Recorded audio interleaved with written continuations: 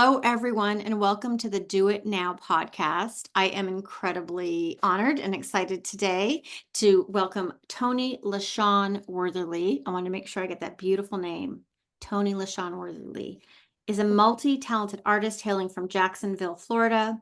As a dynamic singer-songwriter, accomplished author, engaging speaker, and dedicated educator, Toni's life is centered around her profound relationship with Jesus Christ. Ooh, just right there, I want to stop. I love hearing that. And I love it when people write it and say it and share it and mean it. Can you tell us a little bit more about yourself and your songwriting and your writing and your speaking?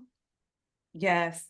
So songwriting and music have always been a part of my life. Music has always been a part of my life. Songwriting I've been doing since I was young, really young teenager.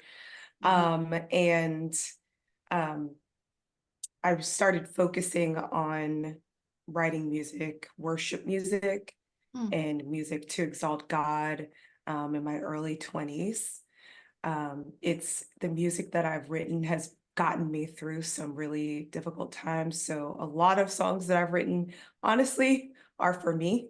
mhm, mhm, But a couple of years ago, I actually released an EP with 5 songs on it that I felt like the Lord was leading me to release them to help other people. One of my favorite Bible verses is in Second Corinthians, the first chapter, verses 3 through 5. And in summary, it says that God comforts us so that we can comfort others. mm, And through writing, whether it's books or devotions or music, that I feel is the mission. It brings a purpose to the painful things that we go through in life. It gives an outlet for the joyful times we have in life. And so mhm, I just want to share the hope that I found in Jesus. I just want to encourage other people that mm, no matter what they're going through, God is there for them. Like I often say to my family and friends, I mm, don't know how I would make it or if I would even be here if it wasn't for that relationship, if it wasn't for that hope, if it mhm, wasn't for that encouragement, having that foundation. mhm. So I'm very passionate about sharing my love for Jesus Christ, my relationship with him, and how he's helped me through obstacles in my life. That is so beautiful. And so I agree with you so much about all of those things. And I feel the same way that sometimes I wonder how people do get through if they don't have that support and that love and that faith, right? It's just Yeah, faith and trust that everything is going to be okay because of him, right? right. People- That everything has a purpose, that everything Yes. has a meaning, and that I don't even need to know what that meaning is right now or in the moment. But I know that there's a plan. Mm-hmm. And, there's been certain instances in my life where God has definitely shown me, like, this is why this happened. And it's been years later. So, like, in the moment, I'm panicking and I'm like, Lord, what are you going to do about this? But years later, He shows me, like, this is why this had to happen so that down the line you could be here. Yes, I agree with you. I feel as if I've had to just surrender complete trust to his plan. That also allows me to worry less and have less anxiety, which I know is something that you have written about. Can you share Yes. about anxiety and how you started writing? Are you writing books about that or? I have a devotional that I've written about my battle with anxiety. I call it a battle. I used to call it a struggle. Now I call it Mhm, a battle because over the last 6 months or so, I have been through some pretty intense therapy and I've gotten a toolbox full of tools, mm, weapons, if you will. So now it's mhm, more of a battle. Like I'm facing it head on, I'm dealing with it. Whereas before I did kind of let it take control. I am a person with an anxiety disorder, but anxiety no longer has me, right? I have anxiety, but anxiety doesn't have me. And mm. so God and my relationship with Jesus, that my faith has helped me through that journey, but it was faith plus therapy. I was diagnosed when I was 24 Mhm, with generalized anxiety disorder, mhm, which was actually a relief to me because up until that point, I just thought that I was weird, I was strange, I didn't understand why my mind worked the way that it did. So mhm, having a diagnosis and having it explained to me that generalized anxiety disorder takes that normal anxiety that like everybody has, mhm, and because of chemical imbalance in brain, environment, different biological factors, psychological factors, because of those things, it takes that and it just like exacerbates it. And I catastrophize and I ruminate and I get in a thought spiral that I can't get out of. mhm, And as a Christian, that used to be so troubling to me because there's so many verses about not worrying and mhm, not mhm, and trusting God. And I was like, am I not trusting God? Do I not mhm. have enough faith? Why do I worry so much? And so finding out that I actually had like a chemical imbalance going on in my brain, Right. um, that was actually a relief to me because it was like, okay, um, I'm not completely causing this, right? Right. Like Right. I'm not the reason that I have this issue. It's just an issue. So now we need to figure out how to resolve it. So for most of my journey, when I needed to resolve that issue, I did take medicine. Mhm, Um, because that was the easiest thing to do. Like the first time I was on medicine, I was in law school. And then after that, when I was mhm, studying for the bar, like I needed to be able to be focused. I needed to be able to sleep. I needed to be able to function. The thing about an anxiety disorder that's different from regular anxiety is that it disrupts your life. There's lack of sleep, lack of ability to concentrate, lack of ability to communicate well. Like there's a lot of things that happen that cause it to disrupt your life. mhm, So the best plan for me at that point in my life was to go on medication. And then there's been a couple of times in my life where I faced tragedy, deaths of people that were close to me, and I struggled. That kind of triggered my anxiety mhm, to become worse and worse. So in those occasions, I had to go on medication. mhm, This last time when I felt like I was really battling and struggling with it, I went to my therapist, mhm. the therapist that I found, and I was like, hey, I want some medication. Right, right. like, like I'm tired of dealing with this. I've tried to deal with it on Yeah. my own. I've tried to do like the natural thing. I had another therapist. I tried to do talk therapy, cognitive behavioral therapy with Mhm, that therapist. It did not go well. So I mhm, was like, I give up. I'll take the medicine again.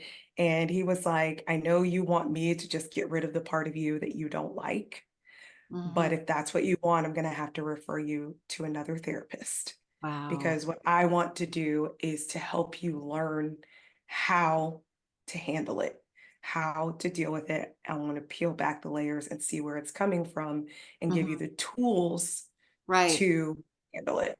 And so that's Right. when I say, like, now I have my tools, my weapons. Like, we went through I would call it a painstaking process because I definitely made some phone calls to my mom where I was like, I don't like him and I don't like what he says and he's Right. mean and I don't like it. And she was Right. like, I love him. And my sister, who's also a therapist, was like, I love him. I love everything he's doing. So I Right. stuck it out Mhm, and I'm glad I did.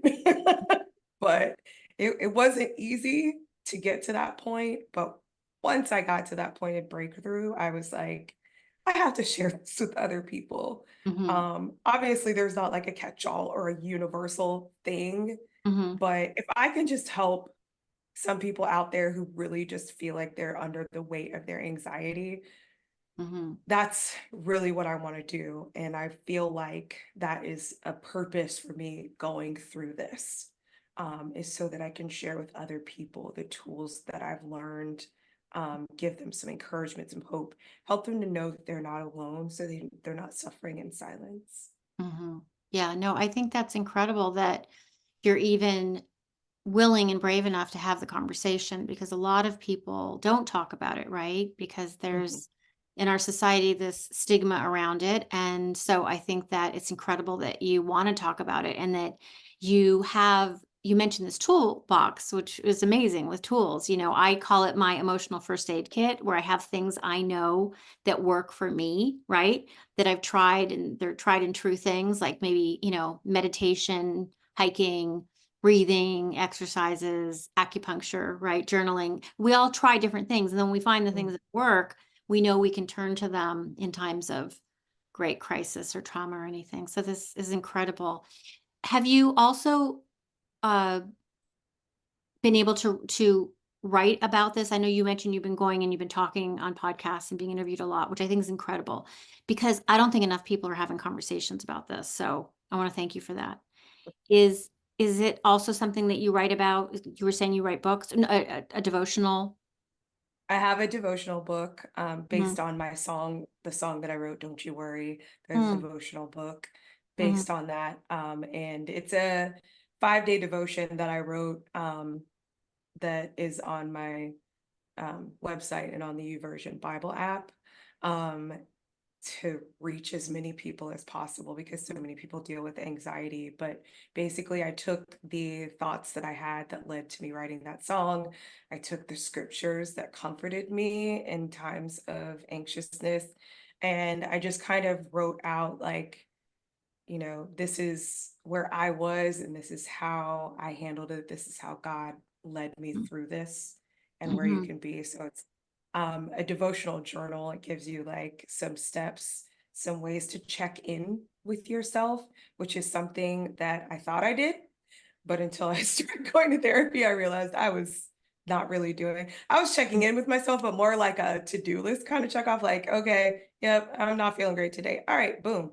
Let me go and scroll on my phone or watch TV. Like I right. was just like like checking in, but not doing anything about it, not paying attention. Mhm, And I think sometimes we do that.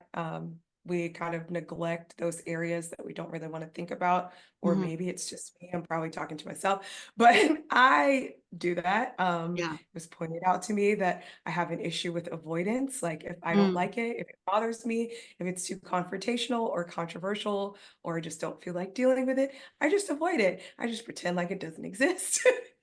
I right. just try to move on with my life. And Mm, that usually comes back to bite me. So my book gives people an opportunity to check in, to have some encouragement from the Word of God, and to write out and journal their thoughts and feelings and things that are going on. mm. That's amazing. And can you share a little bit about things that have worked? Because you described a few things that haven't worked, right? Like I've done the same, scrolling or watching a show, or, what has worked for you? What are things that you can share with all of us?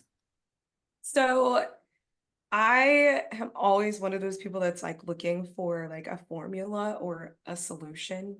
Mhm. But I know not everything works the same for everybody. So I came up with like 3 steps that you can go through with your anxiety rather than like, here's 3 things that you should do. Okay. Um, Okay. That's so good. through my therapy sessions, it's kind of like the phases that we went through before I got to my breakthrough moment. So the first thing that we had to do was my therapist had to convince me to listen to my anxieties. That's step one. Listen to your anxiety, which is hard. Because my anxiety, especially for a person with anxiety and anxiety disorder, where you're catastrophizing and you are focused, hyper focused on the worst thing that could happen, you Mhm. don't always want to listen to that thought, right? It's like, Right. oh, if I listen to that thought, then I'm going to take it down that road. But what I learned is if I listen to that thought, I get to hear how incredibly ridiculous that thought is. Mhm. So Good. rather than being like, oh, I'm having this thought, I need to ignore it. Now I actually listen to what the thought is saying. So like a general example would be I'm a teacher, high school teacher. My principal comes by, my principal says, I need to talk to you later, Miss Wortherly, right? Right. Which by the way is the worst thing you can do to anybody who has any kind of Ooh, anxiety. But anyway. good to know. Good to know. Like, if you need to talk to me, I need you to give me a subject line in person. Right. Like, do not Right. Don't leave it is open-ended. what is it about? Don't leave it open-ended, because what my brain does is it goes to all of the worst things that that conversation could be about, right? Mm. So for the rest of the time, from the time he says that to me until the time I get to talk to him, Mhm. I am preparing for the worst. I'm getting fired. I'm getting surplus. They're changing my whole entire schedule around. Like whatever is the Mhm. worst thing to me in that situation, right? And then I'm taking those thoughts and then I'm formulating the conversation that I'm going to have with him Oh, about each of those things. And I'm having a fake conversation in my head. Like, if he says this, then I'll say that. And if he says this, then I'll oh. say that. And if he says this, then I'll say that. And I'm Mhm. trying to map out the conversation and like put out fires that haven't been set yet. Oh, Right. it sounds exhausting, right? It's exhausting. Meanwhile, at the same time, I'm trying to keep an eye on my class, make sure Right. they're doing what they're supposed to Right. do. Can't really concentrate on that. I'm not being my best. I'm not living my best. But if I actually sit back and go, okay, am I really going to get fired? Like, I've been there for 18 years. I've been highly effective every year. I'm not getting fired. Like, if I actually listen to what that thought is telling me, I can realize that is ridiculous. You're not getting fired. Right. That is not what he wants to talk to you about. You don't know what he wants to talk to you about, but certainly that's not it. Right. So I had to learn how to not just say, "Oh my gosh, I'm having bad thoughts. Let me shut them out. Let me ignore them." Right? I had to learn to actually listen to those thoughts, and I realized, and maybe this is a byproduct of my creativity, my big beautiful brain comes up with some really really fantastical situations that could possibly happen that will never happen. And when I confronted in therapy that all these things that I thought would happen that are reasons that I went, down a thought spiral, down a rabbit hole, that Mhm. they never actually happened in my life, which is Mhm. not to say that I haven't had bad things happen or tragic things happen or problems, but it's not the stuff my brain tells me is going to happen. Right. Right. Right. So when I Yeah. listen to it, I can go, okay, she's lying to me. Like, okay, this is not Right. possibly what's happening, Right. but it's useful. Okay, so Mhm. now I have what my brain thinks is going to happen because I listened. The next step is learn from it, because emotions, feelings, they aren't our identity, but they are indicators of what's going on with us.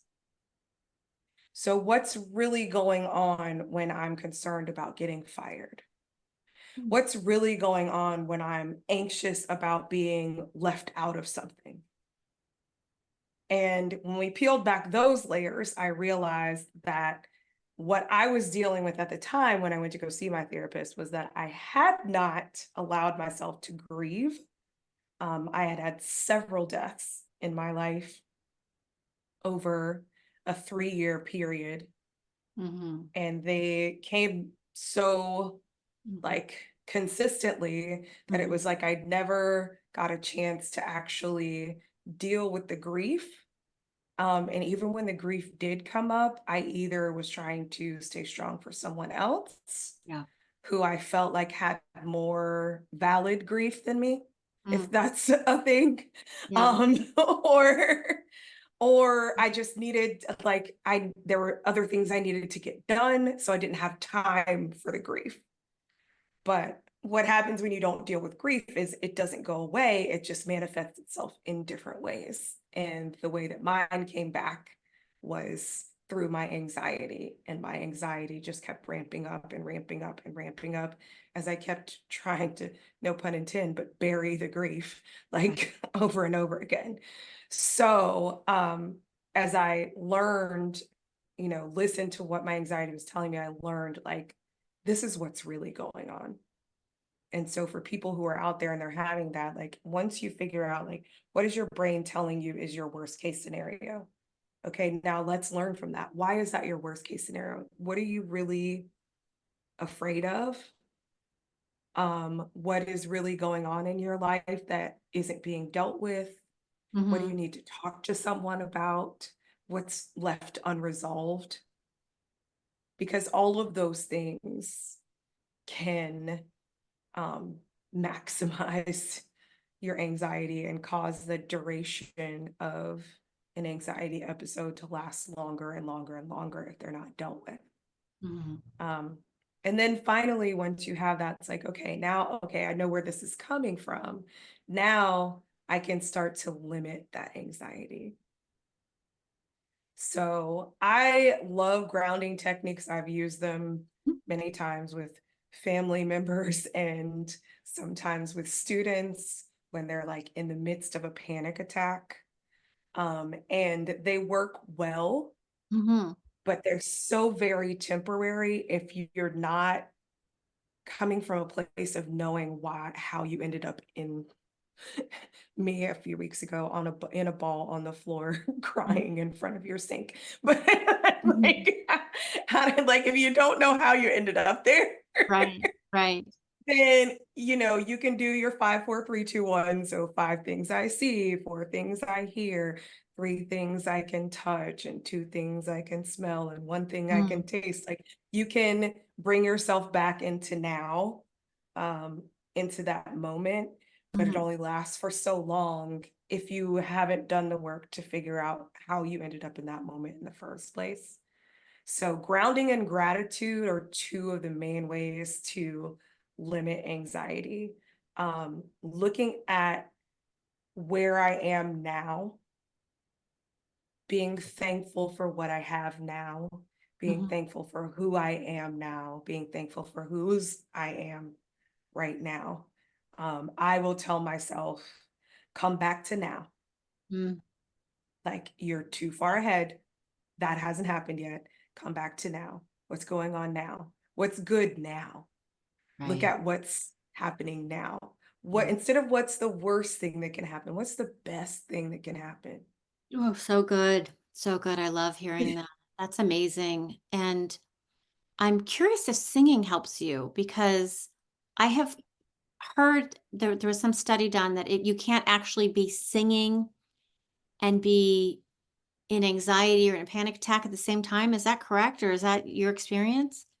I've never tried singing when I'm having some sort of panic attack. I'm just But curious. I will say that coming out of them, or when I'm like really sad, when I'm whatever the situation is, singing, music, singing, dancing, anything music related Right. will give me an instant mood boost. Mm. Um, and singing has gotten me through so many times. Like even I'm the worship leader at my church. Wow. I don't know if that like leads to me being attacked more, but I feel like almost every Sunday morning there's something that happens Oh no. before I go to worship that's like trying to make me be in a funky mood. But the minute that I get up and I usually start in my car, like on the way to church, Mhm. and put the radio on, and I'm either rehearsing the songs that we're singing or I'm singing to gospel music on the radio. And as I sing and as I start to express, I kind of, shoulders start to drop and I'm Oh, like, okay. Well, then start to calm down, maybe start I to might like, yeah. yeah, Maybe that yeah, is it's a thing, right? yeah. It's definitely a mood. It elevates your mood It and is makes that a mood booster. that's amazing. It's a Oh, mood I booster. love that you're the worship leader at your church. That must be fun. You must be an amazing singer, and you're obviously very joyful when you speak about it. So I'm sure you inspire It's, others to be it joyful. was one of the most unexpected blessings that I got about 10 years ago. It'll be 10 years Mm, in July that I took over as the leader of our praise team. And um, it has brought so much joy, just our little group, our praise team. Like I love my whole church family, but our group, we're like a family. Um, I say we're like a family. Well, 5 of them are we are our family, family. but like, Okay. Yeah, we really are. half, half the praise team is related to me. Oh, wow. my sister, my dad, my niece, my aunt, we're like, we are all actually related That's and up there beautiful. singing. But yeah, but it's, it's a family. We come together. And it's just been such a blessing to be able to share the gift. And it's a testament to how faithful and good God is and how amazing God is, because I am not formally trained in any way, shape, or form in music. I do not play any instruments.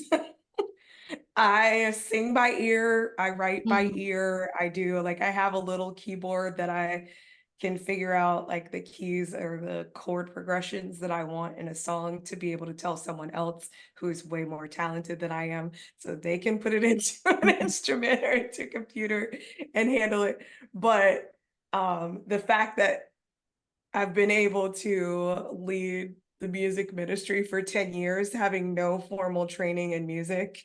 mhm, And, that is where God led me to, and He has kept me through it all.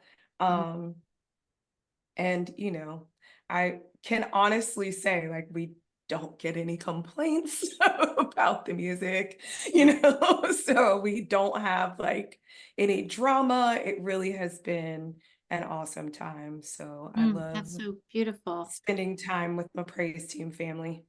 And I know you've mentioned that, you've used your music ministry to promote mental wellness. Can you tell me a little bit more about that? Besides obviously writing that beautiful song, what other ways do you use your ministry to promote mental wellness? So when I released my EP, I was doing a bunch of interviews. Mhm, And during one of the interviews, I was talking about Don't You Worry. And one of the moderators of the interview was like, well, have you done any work with like mental health and wellness? mhm, And I was like, no, because I'm not a therapist and I'm not a doctor. Like, I'm not mhm, qualified mhm, to speak on mental health and wellness. So I never like thought about going down that road. But it stuck with me.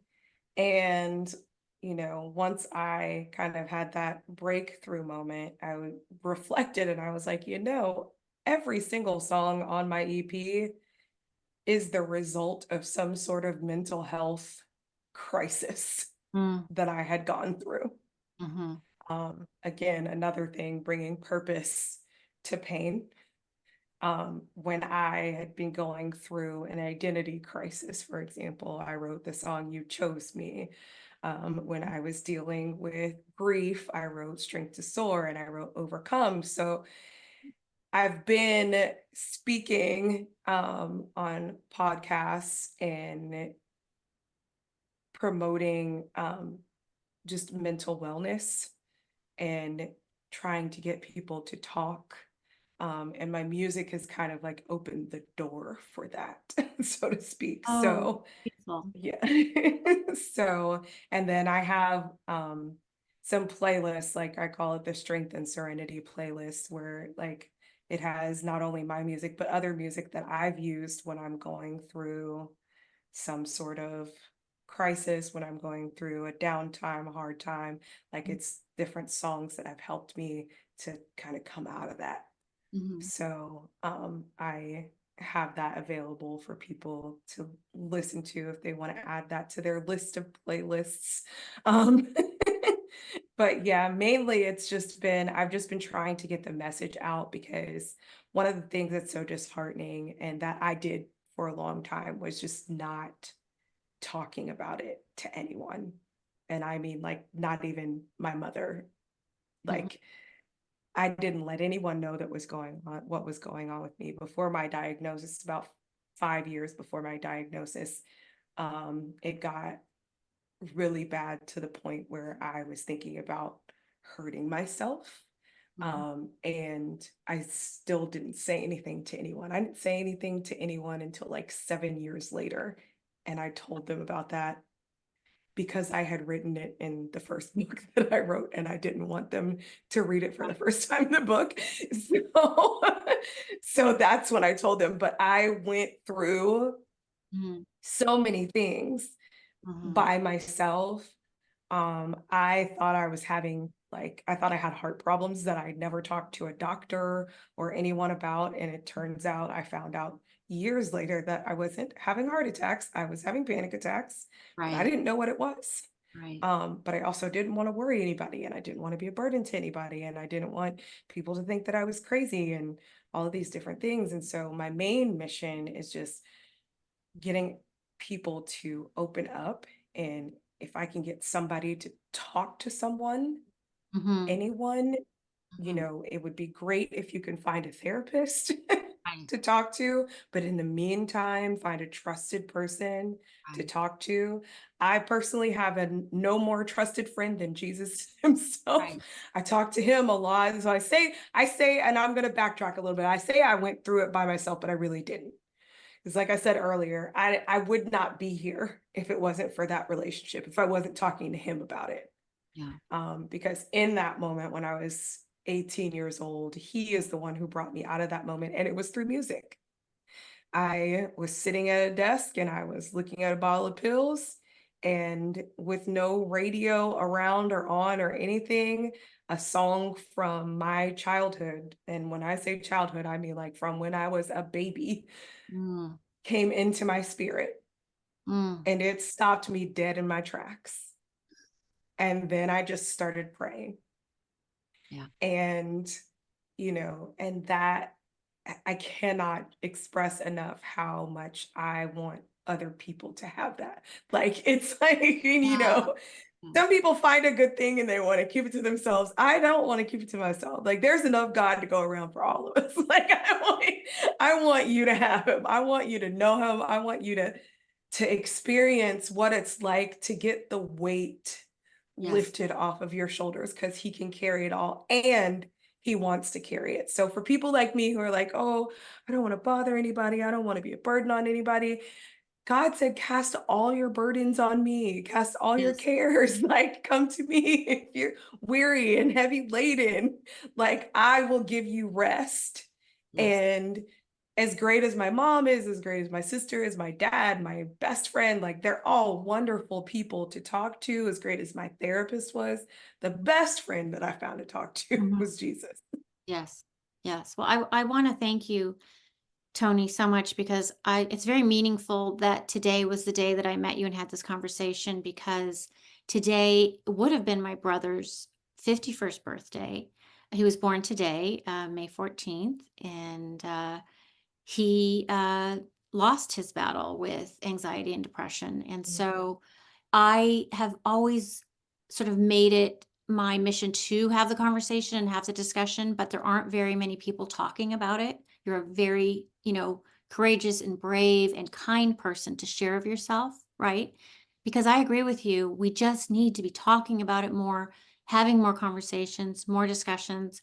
I always try to say to people, I don't have the right words to say, and I say a lot of the wrong words, but I'm just going to keep practicing and trying Right. because that's the only way for us to start having better conversations, right? Right.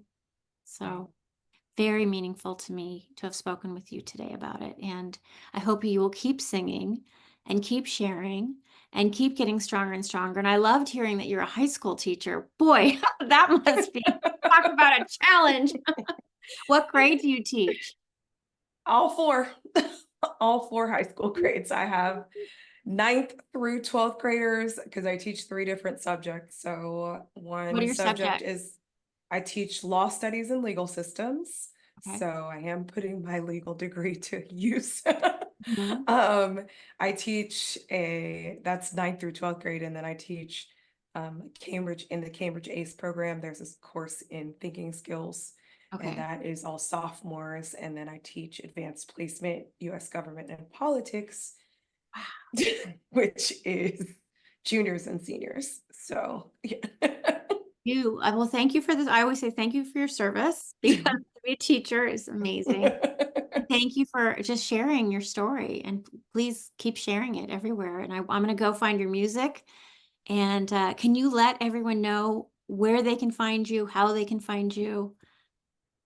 Yes, all of everything Toni LaShaun is on ToniLaShaunmusic.com, ToniLashaun music.com. Okay. That's my website. And then my social media handles are Toni LaShaun Music or T LaShaun Music. Wonderful, wonderful. And I will make sure that I put that in the comments underneath the description of the podcast and I will share it everywhere. So excited for you and your future. You're just glowing and bright and beautiful, and you have a beautiful, beautiful way about you. So thank you for coming on my podcast today. Thank you, everyone, for listening to the Do It Now podcast, because the worst thing you could do to yourself is not become the person that you could be in this lifetime. Thank you, everyone, for listening.